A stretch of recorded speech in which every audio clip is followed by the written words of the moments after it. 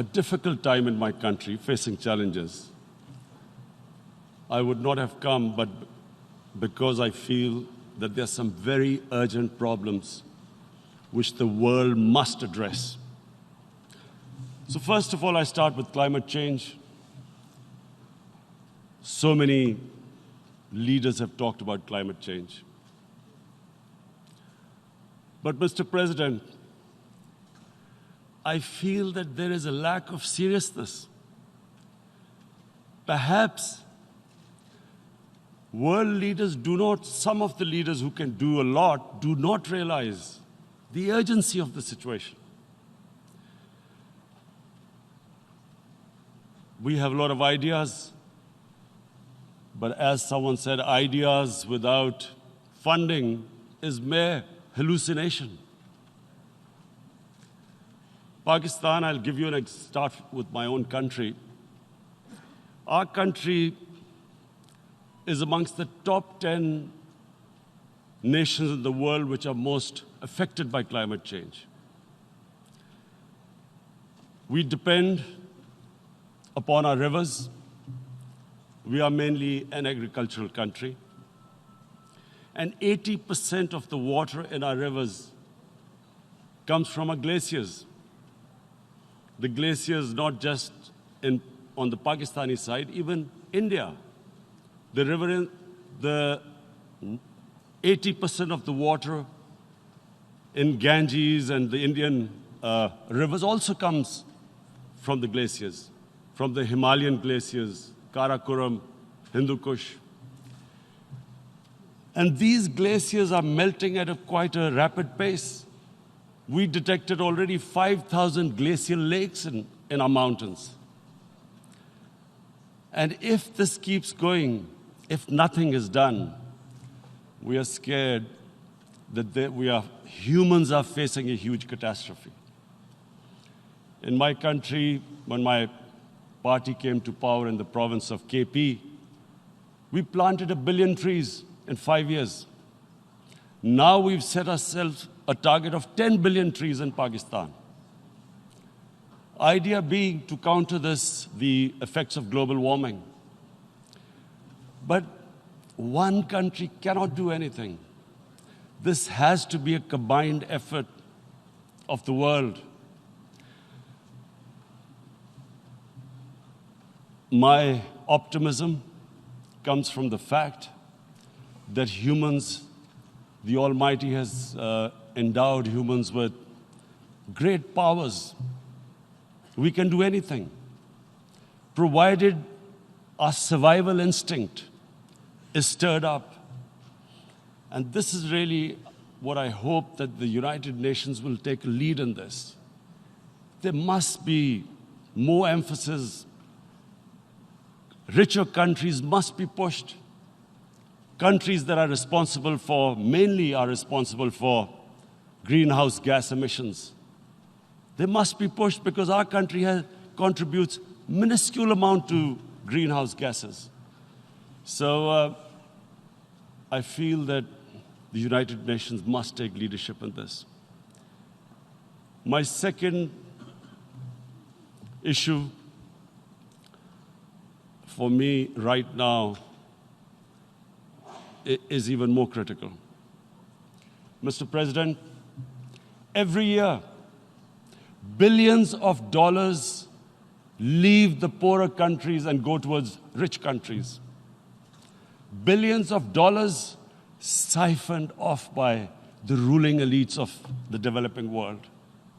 And they find their way into Western bank accounts, offshore accounts, tax havens, expensive properties hidden behind companies bought in Western capitals. Mr. President, this is devastating the developing world. This is causing more poverty, debts. It's impoverishing the developing world.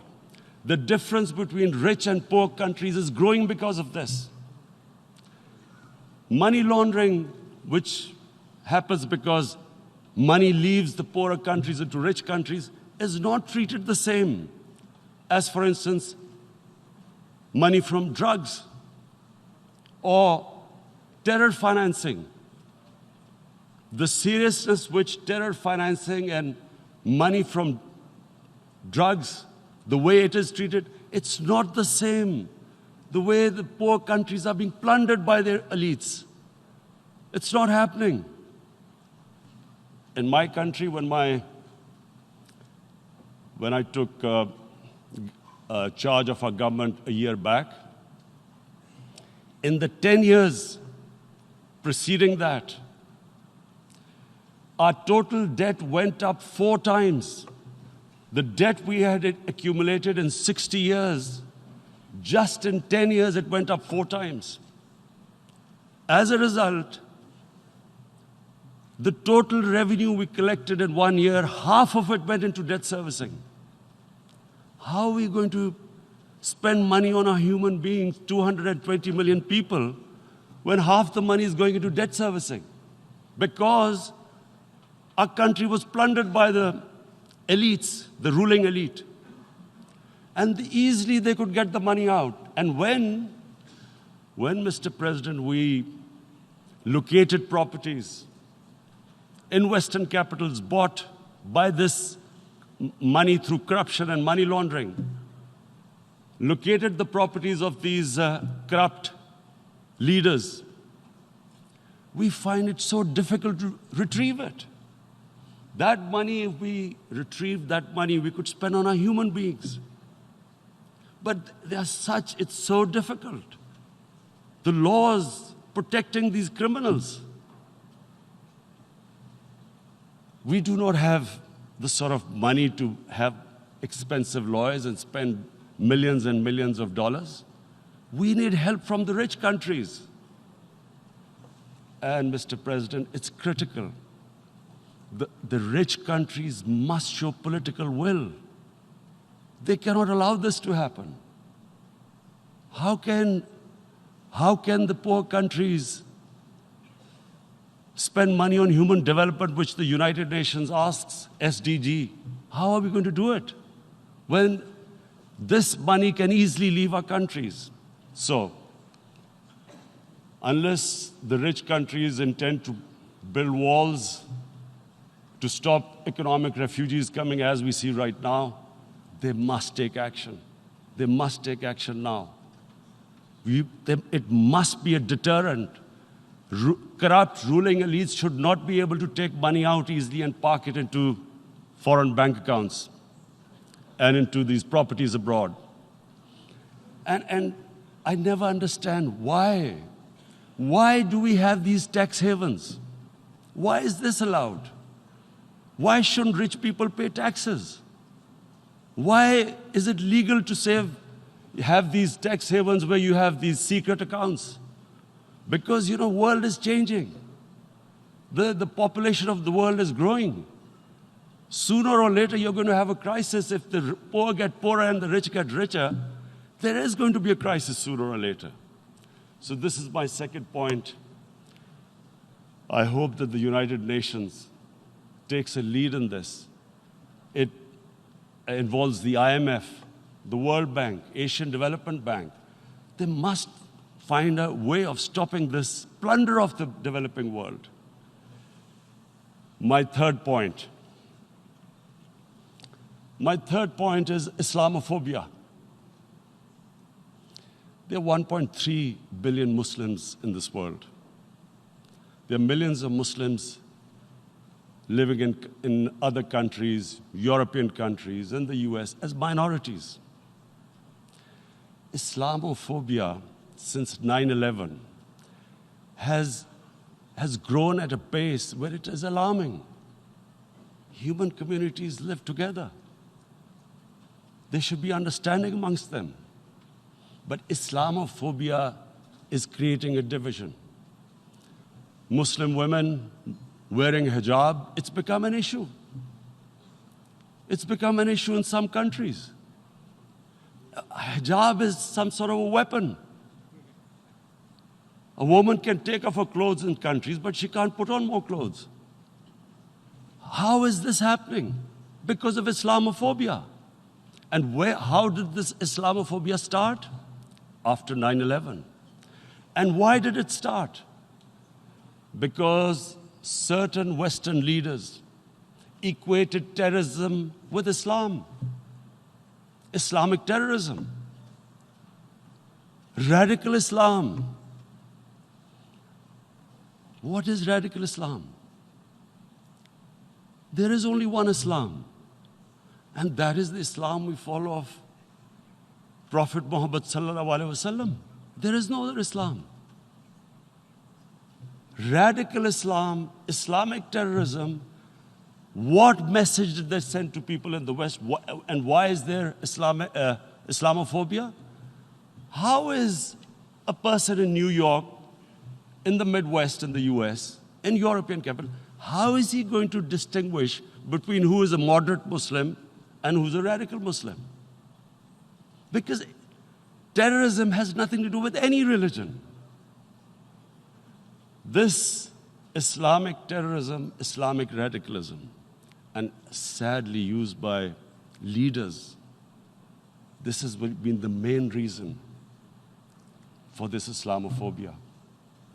And it has caused pain amongst Muslims. We in Muslim countries watch this Islamophobia traveling abroad, and it's getting worse.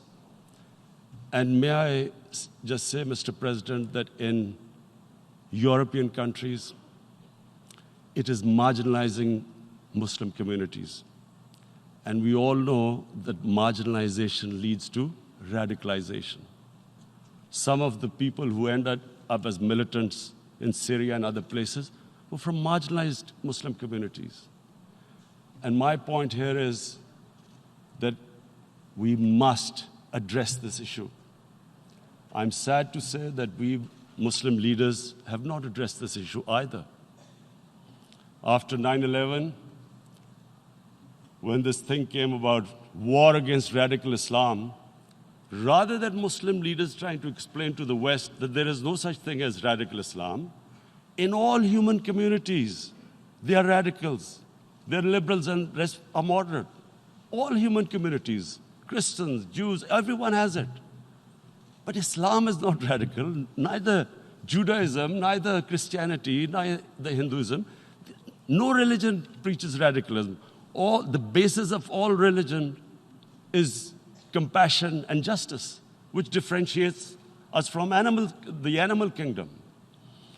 But unfortunately, the Muslim leadership was so scared of being called radical Islam that all of them became moderates. In Pakistan, we were in the eye of the storm, and our government coined a phrase called enlightened moderation.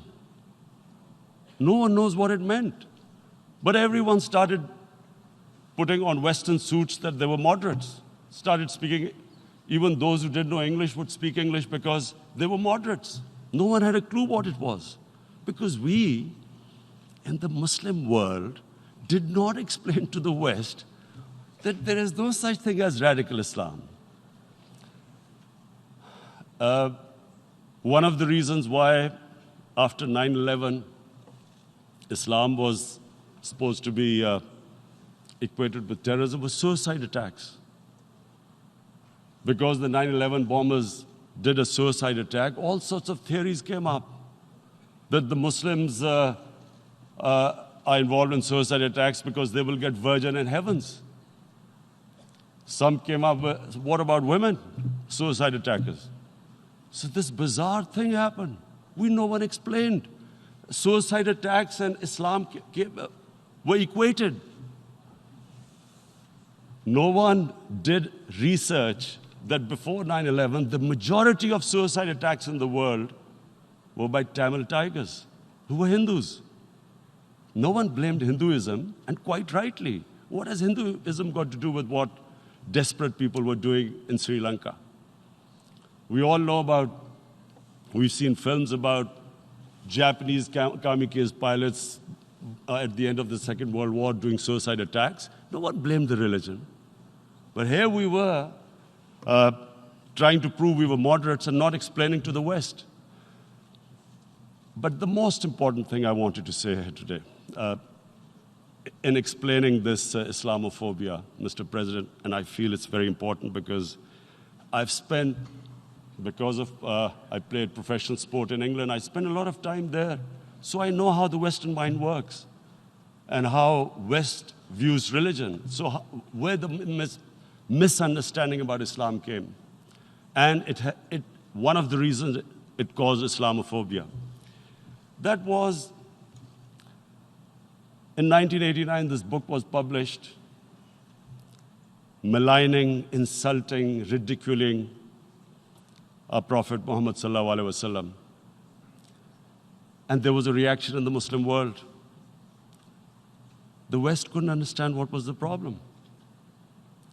Because in the West, because I have spent so much time in the West, religion is perceived completely differently. They don't look upon religion like we do. And so, Islam was supposed to be an intolerant religion. It was against freedom of expression. And Islam took a real beating 30 years ago. I still remember it became a watershed. And every 2 or 3 years, someone would malign our Prophet, peace be upon him. There would be a reaction by the Muslims. And again, it was Islam, an intolerant religion. Again, this time, I blame a certain section of the people in the West who deliberately provoked this, knowing the impact it would have. But the majority of the people in the West didn't understand. This is where, again, Muslim leadership let the Muslims down. We should have explained to them what our Prophet, peace be upon him, means to us. So in 1 minute, I'll try and explain what he means to us. Our Prophet was the witness to the divine book, the Holy Quran. The Holy Quran is the book of guidance for Muslims, and the Prophet's life was living the Quran. He was an example of what the Quran guided us to be.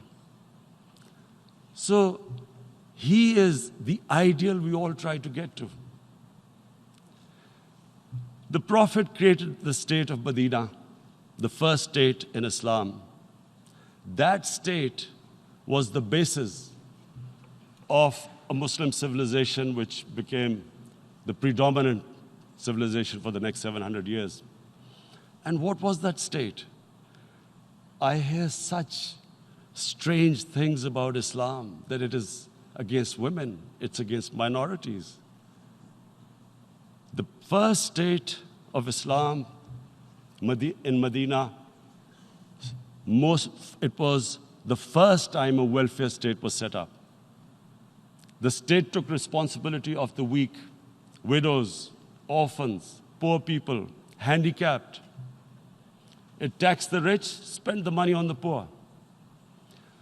The state announced that all human beings are children of Adam, hence equal, whatever the color of their skin. The state announced, the Prophet announced that, and slavery, the whole system depended on slavery as it did for many years in the Western societies. The Prophet said that one of the greatest deeds is to free a slave. But because the society depended on slavery, he said, but if you have to, treat them as an equal member of the family. And as a result, something happened in a Muslim world which hasn't happened in any other civilization. Slave dynasties appeared. Slaves became kings. The Mamluks, slaves who ruled Egypt. In India, there were slave dynasties. And then, with minorities, again, you hear that Islam is supposed to be against minorities. Let me just make this clear. In Islam, the Prophet announced that everyone was free to practice his religion. It was a sacred duty to protect the places of worship of all religions. He announced that every person is equal in front of law, whatever his religion or his color. And this incredible case, and I always quote this, that the fourth Khalifa, the head of state of Medina, he lost a case, a court case against a Jewish citizen. So, number one, it showed there was a rule of law. No one was above law. And number two, that a Jewish citizen was an equal citizen. So, Mr. President, when a Muslim society is unjust to its minorities, it is going against the religion of Islam and our Prophet, peace be upon him. So, it is important to understand this. The Prophet lives in our hearts. When he's ridiculed, when he's insulted, it hurts. As we human beings understand one thing: the pain of the heart is far, far, far more hurtful than physical pain. And that's why the Muslims react. And I always thought that if I ever had the stage, I would try and explain this to the world community, especially to the Western community, because having lived in the Western community, people didn't understand this. When I first went as a teenager to England, there was a comedy film on Jesus Christ. It's unthinkable in Muslim societies. So we need to explain that, look, in a human community, we must be sensitive to what causes pain to other human beings. We have, in the Western society, and quite rightly, the Holocaust is treated with sensitivity because it gives the Jewish community pain. That's all we ask. That do not use freedom of speech to cause us pain by insulting our Holy Prophet. That's all we want. And now, the number fourth point, Mr. President, and this is the most critical point, is the reason why I especially came here. It is about what is happening in Kashmir. Before I go on this, I want to make one thing clear, that when we came to power, my first priority was that Pakistan would be a country which will try its best to bring peace. We had been through this war on terror. We joined the United States war on terror after 2001.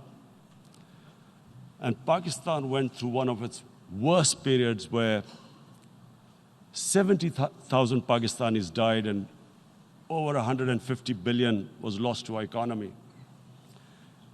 And Mr. President, I opposed the war because in the 80s, Pakistan had joined the Western countries in what was the freedom struggle then in Afghanistan against the Soviets. And it was funded by the Western countries. These Mujahideen groups, which were treated in guerrilla warfare,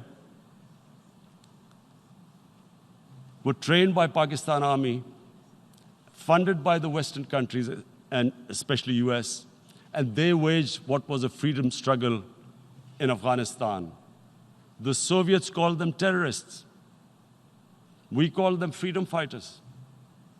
1989, the Soviets retreated. The Americans packed up and left. Pakistan was left with these groups.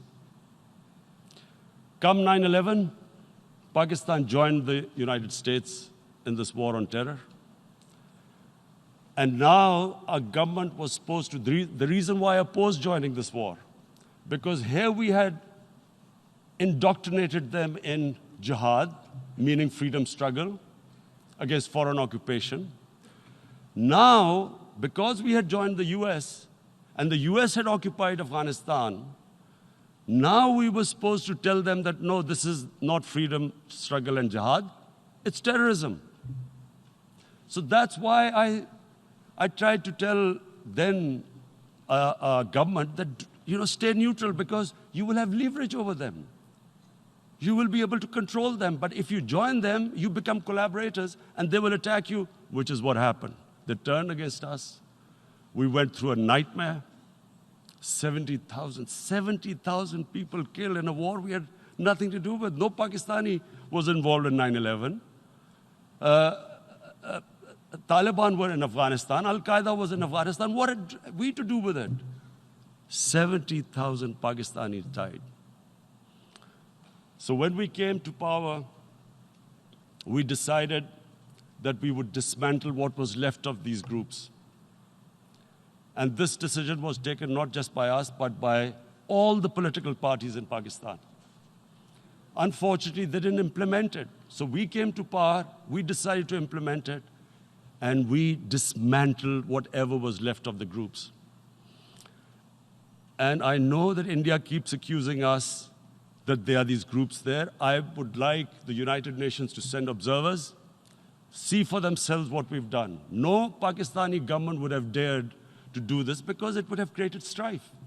But we decided that there would be no militant organizations in Pakistan. So I need to give you this background and to what I'm going to say later on. And secondly, we started mending fences. I invited the Afghan president. We developed a relationship with Afghanistan. We had problems with Iran. We mended fences there. And then India. Now let me just give you a little background about my relationship with India. Because of cricket, and cricket being it's a passion in the subcontinent, I had great following in India. I have friends in India, and I loved going to India. So immediately, when my party came to power, the first thing we did was to immediately reach out to India. And I spoke to President Modi, and I said, look, we have similar problems. Climate change, poverty, let's get together. Let's resolve our differences through trade. Let's build a relationship on trust. Prime Minister Modi told me that, there were terrorist attacks from Pakistan. I said, we have problems with you. There are terrorist attacks which we know are instigated by India in Balochistan. We caught a spy, Kulbhushan Yadav, who admitted what the sabotage going on in Karachi and Balochistan. So we said, look, let's leave that behind. Let's move forward. Our main priority should be our people. The highest number of poor people live in the Indian subcontinent. Unfortunately, didn't make any headways. Our foreign minister was supposed to meet on this in the UNGA last year. India canceled it. We thought that it's their election coming up. It's a nationalist, ultra-nationalist party. It doesn't want to cozy up to Pakistan. So we thought, okay, we'll wait till the elections. Meanwhile, a 20-year-old Kashmiri boy, whose father said was radicalized by the security forces in Kashmir, blew himself up on an Indian convoy. Immediately, India blamed us.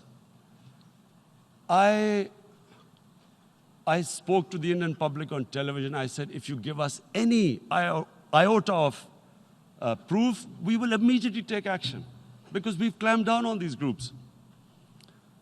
Rather than sending us any proofs, they sent their jets in, they bombed us.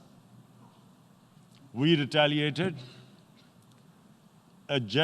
Two of their planes were shot down, one pilot bailed out in Pakistan. We immediately returned the pilot, saying that, look, we do not want any escalation.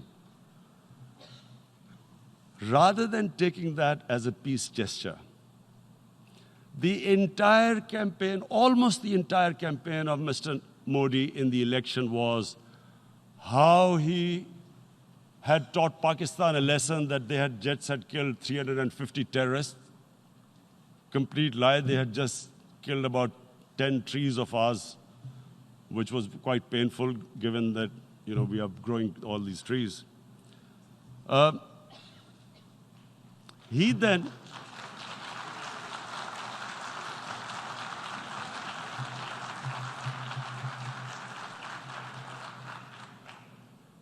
the election campaign, Mr. Modi used words like, "This is just a trailer. The movie is about to start. I went into Pakistan and taught them a lesson." This was the election campaign.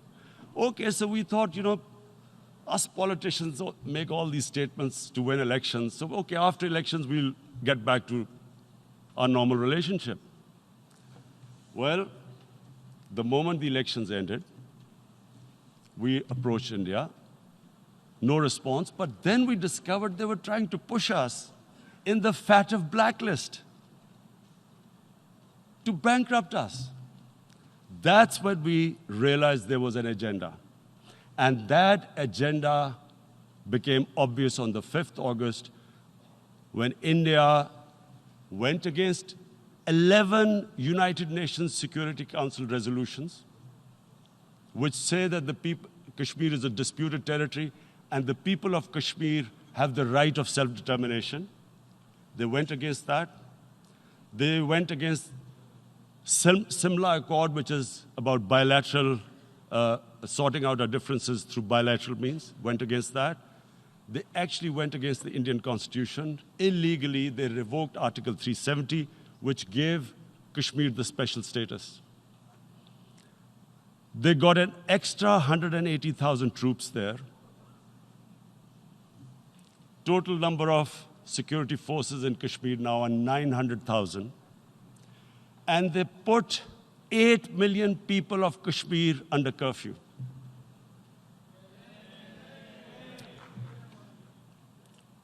Mr. President, now I just briefly want to make the people understand, how can anyone do something like this? And for that, I have to explain to you what is RSS. RSS, Mr. Narendra Modi is a life member of RSS. RSS was an organization that was inspired by Adolf Hitler and Mussolini, came about in 1925. They believed in racial purity, racial superiority. They also believed they were an Aryan race like the Nazi believed they were an Aryan race. All that I'm saying can be verified. This is the time of information revolution. You can Google all this, what I'm saying. But it is very important for me to explain this to you so you know what is happening in India. This RSS believed in the ethnic cleansing of Muslims from India. At one point, there was racial superiority of the Hindu race. Secondly, it was hatred for the Muslims and for the Christians, because they believed that this golden age of Hindu civilization was stopped because of Muslim rule centuries back and then the British rule of India. So it was racial superiority and hatred for Muslims and Christians. This is openly stated. You look at the founding fathers of RSS, Golwalkar and Savarkar. Just Google them and you'll find out. And this ideology of hate is what murdered the great Mahatma Gandhi in 1948. It was this ideology of hate that made Narendra Modi in 2002 do a pogrom against Muslims in Gujarat when he was the chief minister. He allowed 3 days for these RSS goons who were inspired by the Hitler brown shirts. They actually wear brown shirts. This RSS, the Congress Home Minister The Congress Home Minister gave a statement that in RSS camps, terrorists are being trained. And these terrorists butchered 2,000 Muslims and 150,000 Muslims were made homeless. Narendra Modi could not travel to the US because of that. And I need to make you understand this background before I explain to you that what sort of a mindset would lay siege to 8 million people with 900,000 troops. Women, children, sick people, locked in as animals. In fact, of what I know of England, if 8 million animals were locked in, the RSPCA would have made a lot of noise about it. These are human beings.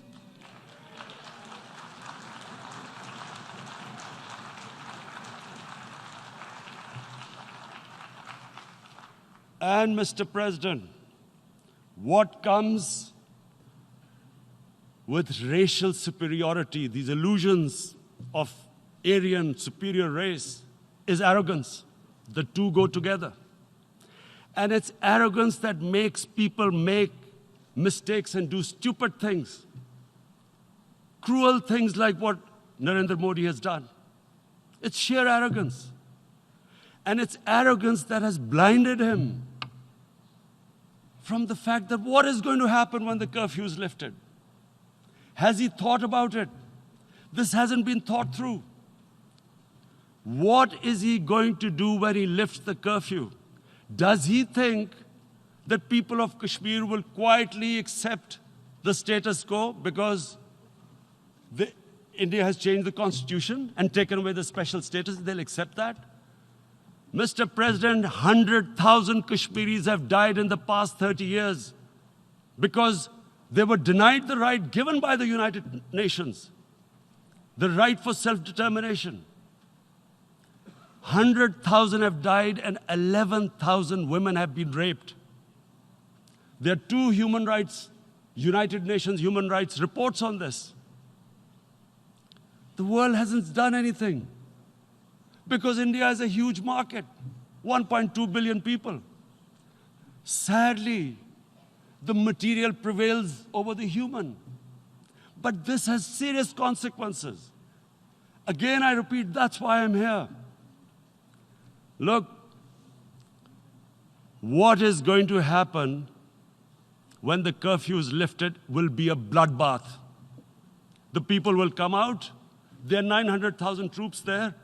They haven't come to, as Narendra Modi says, he's done this for prosperity of Kashmir. This is supposed to be for the development. These 900,000 troops, what are they going to do when they come out? There'll be a bloodbath. Has he thought it through what happens then? Mr. President, has anyone thought that what happens when there is a bloodbath? What do you think the impact will have on people of Kashmir? What do you think they will think? The way they have been boxed in their houses, treated like worse than animals, no rights. Thousands of all the political leadership has been arrested, taken out of Kashmir. Even those Kashmiri leaders who were pro-India have been taken out. 13,000 boys have been picked up and taken to God knows which destinations.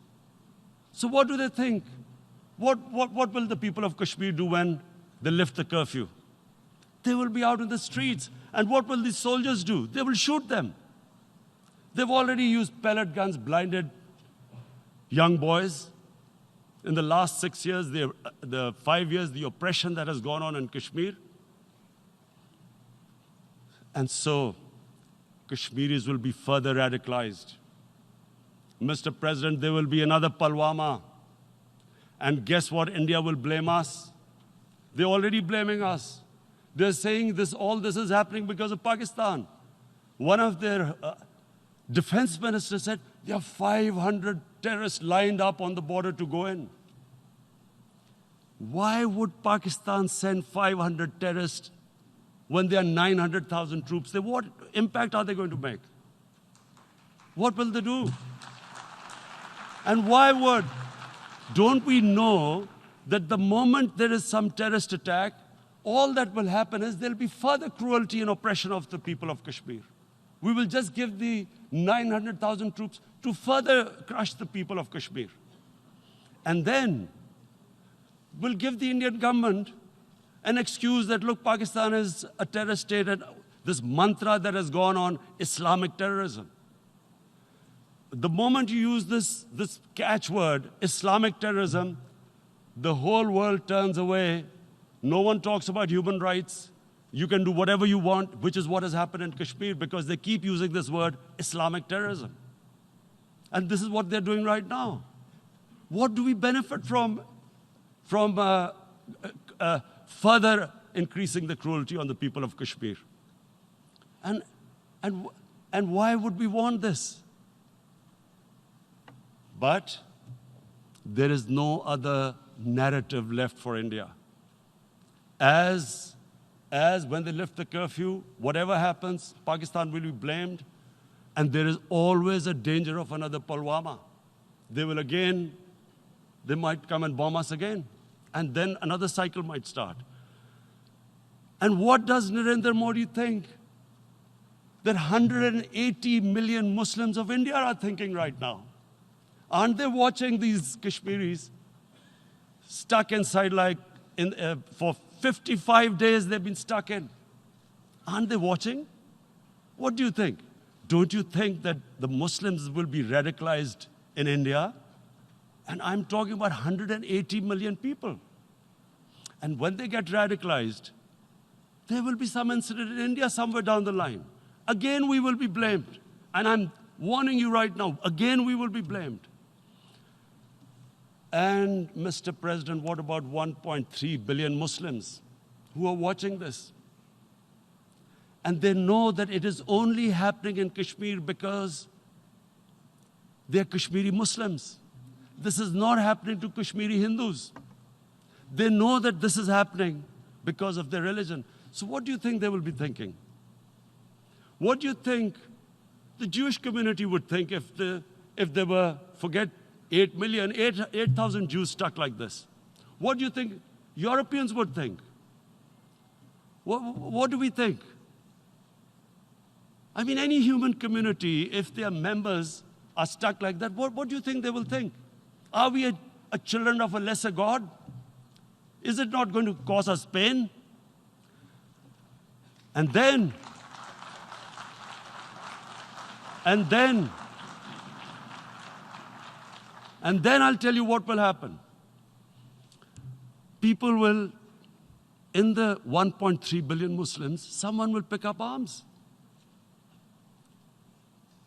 I know we've been brought up with films, Western films. This good, decent guy doesn't get justice. He decides to pick up a gun and start seeking justice. There was a film made in New York, famous film called Death Wish. This guy gets mugged by and his family, his wife gets killed or something. He can't get justice. He picks up a gun and he goes around shooting muggers. And the whole cinema cheers him on. So what do you think the Muslims are thinking right now?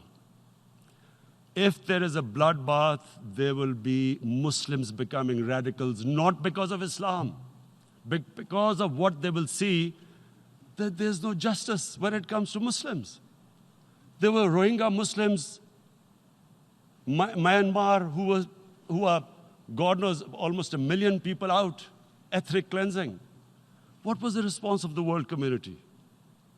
So what do you think will be the response of 1.3 billion Muslims? I picture myself. I'm in Kashmir.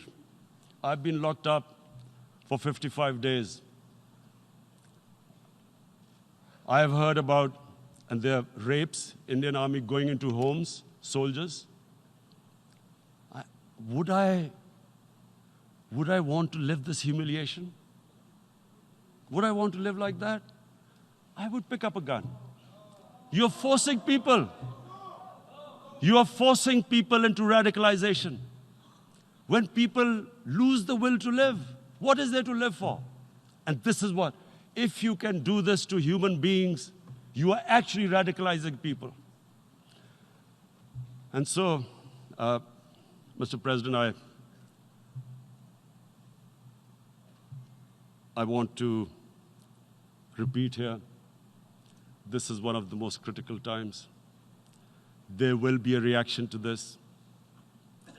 Pakistan will be blamed. Two nuclear-armed countries will come face to face like we came in February. And before we head in that direction, the United Nations has a responsibility. This is why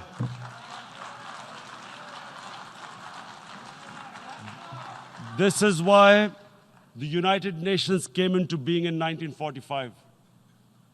You were supposed to stop this happening. I feel we are back to 1939, Munich. Czechoslovakia has been taken, annexed. What is the world community going to do? Is it going to appease a market of 1.2 billion, or is it going to stand up for justice and humanity?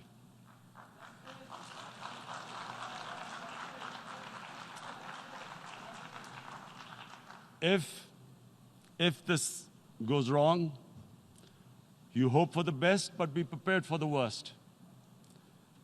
If a conventional war starts between the two countries, Mr. President, if a conventional war starts, and anything could happen, but supposing a country 7 times smaller than its neighbor is faced with the choice, either you surrender or you fight for your freedom till death, what will we do? I ask myself this question.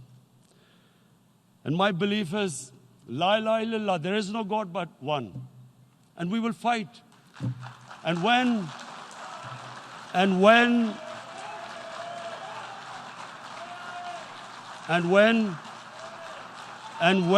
a nuclear-armed country fights to the end, it will have consequences far beyond the borders.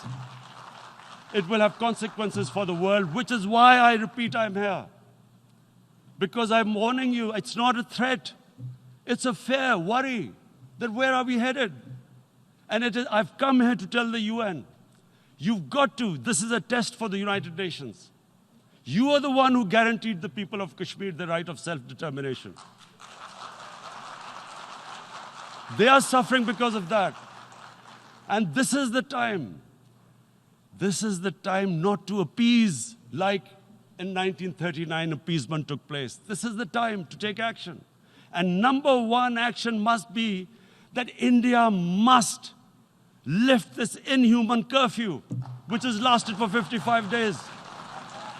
It must free all political prisoners, and especially those 13,000 boys that have been picked up. Parents don't know where they've disappeared. And then the world community must give the people of Kashmir the right of self-determination. Thank you. En nombre de la Asamblea General agradezco. On behalf of the General Assembly, I would like to thank His Excellency, the Prime Minister of Pakistan, and I ask protocol to escort His Excellency.